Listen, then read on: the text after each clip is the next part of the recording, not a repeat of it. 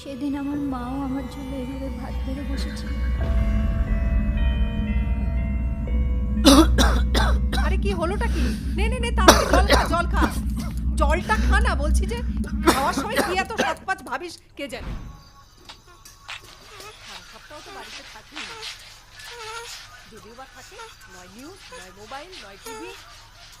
একটু তো ঘরের দিকে মন দিতে পারিস, মায়ের হাতে হাতে কাজ করতে পারিস, হেল্প করতে পারিস। যেই ঘটনাটি নিয়ে ও তা তো আবার কিছু বলা যাবে না, সে তো আবার লাইক হয়ে গেছে, অনেক বড় হয়ে গেছে। পাঞ্চার হয়ে গেছিল স্কুটারের টায়ার।